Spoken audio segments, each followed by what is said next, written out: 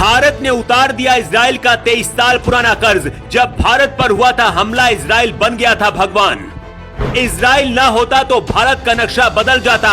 Israel का विरोध करने वाले नहीं देख पाएंगे रिपोर्ट। अंदर आ गया था दुश्मन, हिंदुस्तान की होने वाली थी हार। तभी छोटे भाई की तरह हथियार लेकर आ गया था इजराइल। उस दिन अगर इजराइल ने भारत का साथ ना दिया होता तो दुश्मन देश भारत पर कब्जा कर चुका होता। पूरी दुनिया ने भारत का साथ छोड़ दिया था। इजराइल ही वो देश था जिसने हिंदुस्तान के लिए 57 मुस्लिम देशों से दुश्मनी ली थी। इजराइल छोटे भाई की तरह हिंदुस्तान के लिए मैदान में आ गया था और अपने सबसे खतरनाक हथियारों से भारत के दुश्मन को ऐसे धुआं किया था कि आज तक वो जख्म पाकिस्तान नहीं भूला है। पीएम मोदी इजराइल का साथ क्यों दे रहे जानते हैं आप? भारत के लिए इजराइल कैसे भगवान बना था, 23 साल पुरानी कहानी जानेंगे तो इजराइल के लिए आपकी आंखों में आंसू आ जाएंगे। जितना बड़ा भारत का मणिपुर राज्य है, उतना ही बड़ा पूरा इजराइल देश है, लेकिन अकेले ही दुनिया के 57 मुस्लिम देशों को टक्कर देता है। हमारे देश में कुछ लोग सवाल उठा रहे हैं कि आखिर पीएम मोदी इजराइल का साथ क्यों दे रहे हैं। ऐसे लोगों को आज ये पूरी रिपोर्ट जरूर देखनी चाहिए, क्योंकि भारत और इजराइल के रिश्ते की कहानी जानकर आपकी आंखें भर आएंगी। 1999 में पाकिस्तान ने अचानक से भारत पर हमला किया था। कारगिल युद्ध के दौरान पाकिस्तानी सेना पहाड़ियों के ऊपर मजबूत बंकरों में छिपी हुई थी। इन बंकरों की सुरक्षा दीवार इतनी मजबूत थी कि भारतीय सेना किसी भी तरह से नीचे से इन्हें नहीं तोड़ पा रही थी। भारत की वायुसेना के पास भी उस दौरान ऐसा कोई बम नहीं था जो दूर से पाकिस्तानी सेना के बंकरों को खत्म कर पाए।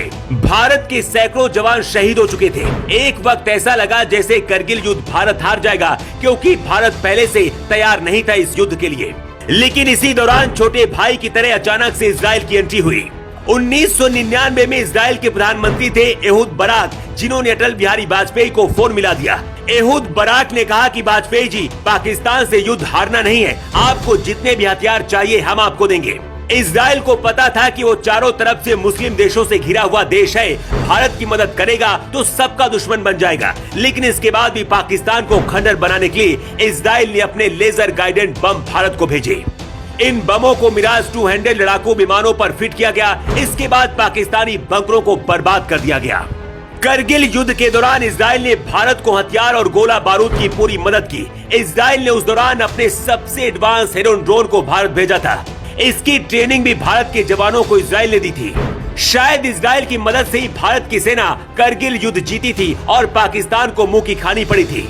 जो लोग कहते हैं इजराइल का समर्थन नहीं करना चाहिए, अगर उन्हें ये पता होता कि इजराइल ने भारत पर कितने एहसान किए हैं तो शायद कभी ऐसा नहीं बोलते। भारत के लिए उस दौरान इजराइल ने सभी मुस्लिम देशों से दुश्मनी ली थी। वही मुस्लिम देश आज इजराइल को खत्म करना चाहते हैं। ऐसे में आप खुद सोचिए कि क्या भारत को इजराइल की मदद करनी चाहिए या फिर नहीं करनी चाहिए।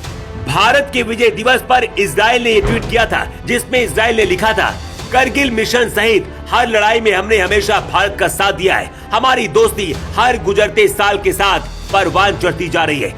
मदद करना तो दूर की बात है, इजराइल खुलकर दुनिया को ये बताता है कि वो भारत का हमेशा साथ देगा।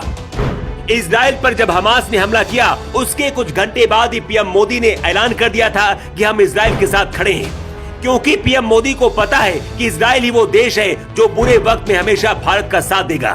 कहते हैं असली दोस्त की पहचान तभी होती है जब वो बुरे वक्त में आपके साथ खड़ा होता है और आपकी मदद करता है। अगर इजराइल ना होता तो शायद करगिल युद्ध के बाद भारत का नक्शा बदल जाता।